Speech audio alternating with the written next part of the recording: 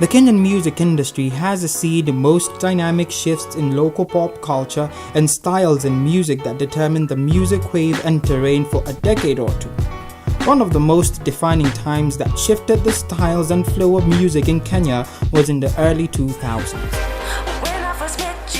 At number 10 we have Nimechoka by Pam and Abbas, Kubaf. The track was released in 2007, sampling a stellar sound and lyrics that fit the international market while still keeping it real to the Kenyan audience. At the time, Pam was at the height of her career, and a track featuring Abbas, who holds a record of his own in the Kenyan hip-hop and rap scene, was just what she needed to change the style of music popular then.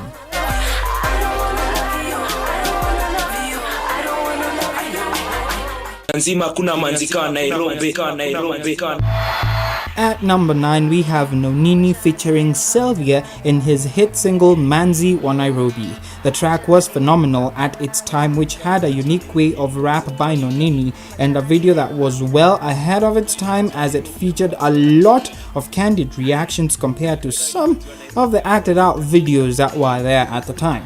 The song was produced by Clemo from K-Rupt Records featuring his sister Sylvia. The video dropped in 2001 and was done by Vivid Features, and being his first video, nobody expected it to hit as it addressed controversial concepts in the society then. Ooh la la, ooh la la.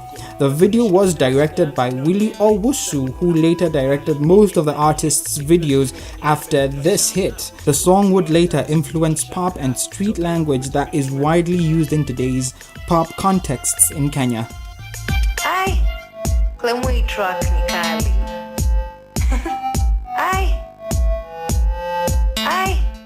At number 8 we have K-Rupt with his hit single Tukawake.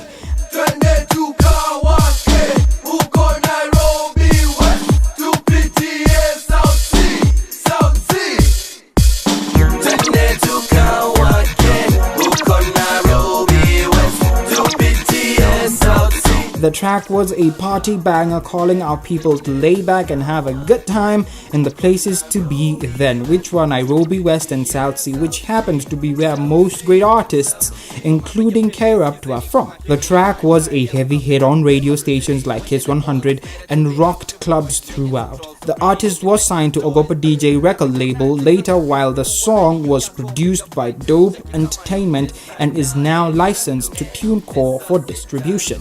The single did not have a video, which we believe was in the pipes leading up to his murder in 2003. According to police reports, the rapper died from a single gunshot wound and his body dumped in a forest. The artist was 24 at the time.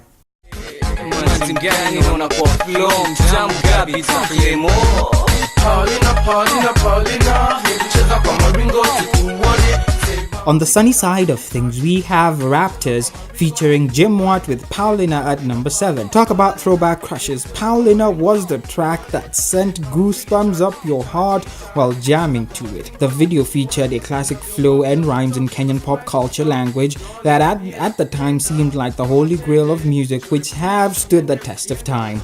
The video for this track dropped in 2005 and was directed by Charles Luch from Luch Productions. Like many tracks at the time, the song was produced by K-Rupt Records, which at the time dominated the music scene. At the time, artist Jimwat was on the rise with relatable and woke style of rapping, which saw him shadow artists he did collaborations with, as well as hold his own in his own singles.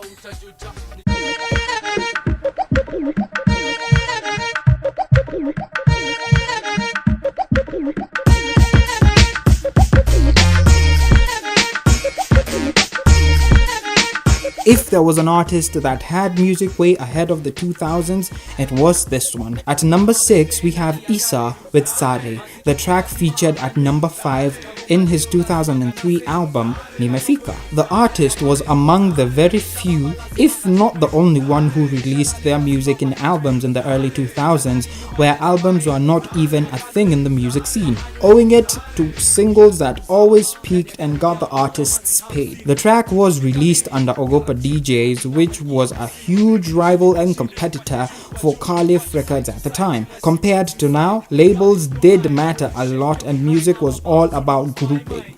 The song featured a really exciting beat and flow, which was a reflection of what the rapper was all about. The video debuted in 2003 with visuals that captivated the fans and dance styles that were, as they put it, off the hook. Issa was a Swahili lyrical god that introduced his own sound that nobody could match up, not even with collaborations.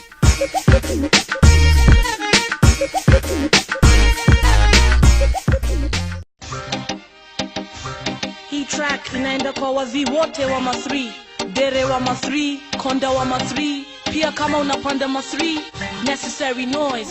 You gotta love a track that keeps it all about where it's from. At number 5, we have Kenyan Girl, Kenyan Boy by Wacky and Nazizi.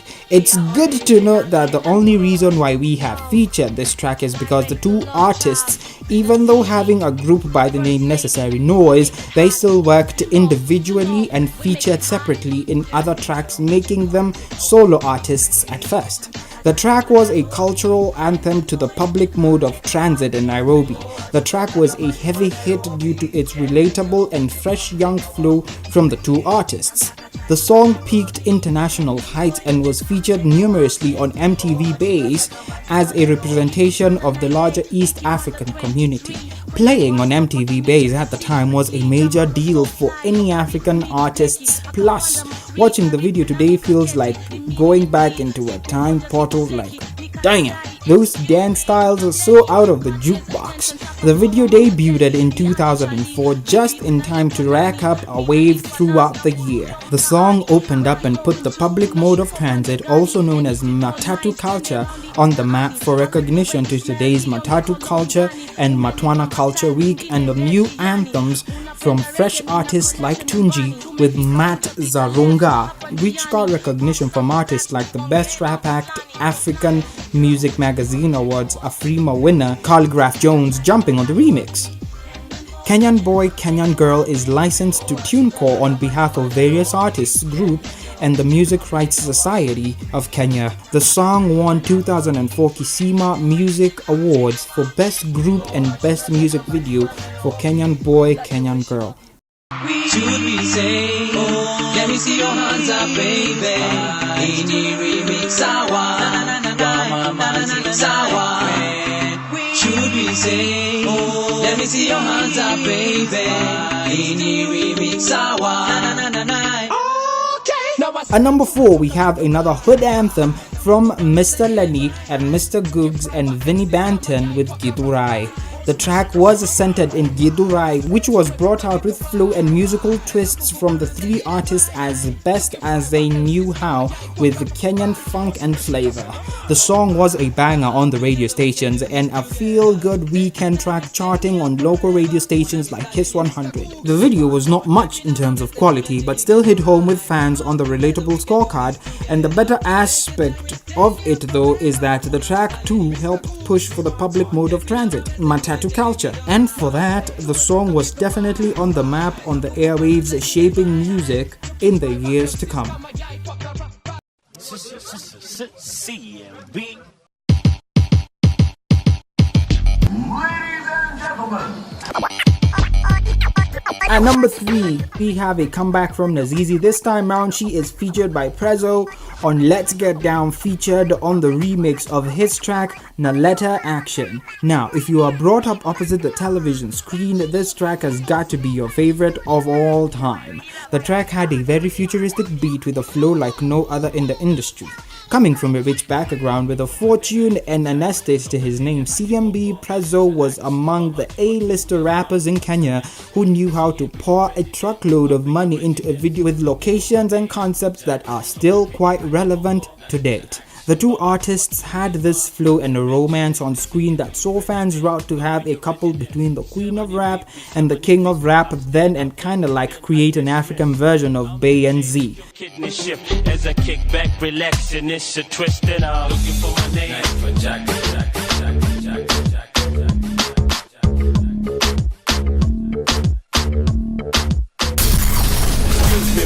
Jina langu ni Jackson, together me and you tutaleta action. Joe sogea karibu ni kupe. Unfortunately, this was never to come true. Tough luck. The video concept and directing was by director Nyota Kagombe and produced by, wait for it, by Prezzo himself under CMB Entertainment alongside Spear Incorporation. Talk about making everything on your own terms at times where labels ruled the waves. You want something done? Do it yourself. That's why Prezzo was way ahead of his time then as an independent producer, holding his own against labels like Ogopa and Caliph. Hey, you can't argue with that. You really can't. Now, due to how tight this list was, we could not pick from these two songs to contend for either second place or first place because they both had magnanimous style and taste as well as the popularity.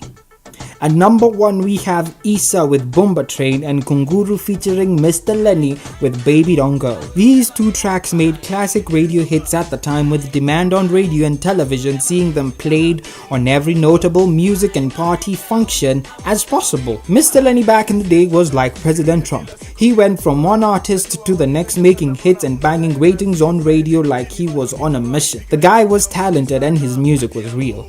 On his hit with Kunguru, he debuted his biggest hit single in 2004 with a video that flashed well choreographed scenes and downright old school dancing styles that are hilarious today given their sexual innuendos and comical nature. Like this. Show me what your mama gave to you. I will never let you down. I will never make you cry. The track was produced by label Ogopa DJ and the song is licensed to TuneCore online for distribution. If you did not see this coming and you grew up glued to the television in the 2000s, then you must be blind and in need of an eye checkup. Like seriously, Issa was just like Mr.Lenny. The two had collaborations which were stellar jobs, I give you that, but didn't get them major heat as their other tracks did by a hair. The difference between the two is their musical style. Mr.Lenny was a singer and Issa was a rapper. That said, Issa wrote one of his greatest hits, rapping like a musical genius ascending to a god. The track was a major hit countrywide even though it only had live performances videos from state broadcaster KBC, Kenya Broadcasting Corporation, and didn't have an official video at all. With this in mind, the singer could not bring his music to life with videos as he lost his life in a car accident on March 16, 2003 while in the company of fellow Ogopa label mate Nameless while he was on his way back from a concert at Dimple's Club in Nakuru to help promote his album Nimechoka, which translated to English means I am already there, or in the literal sense, I have arrived at my destination. The artist was 21 at the time.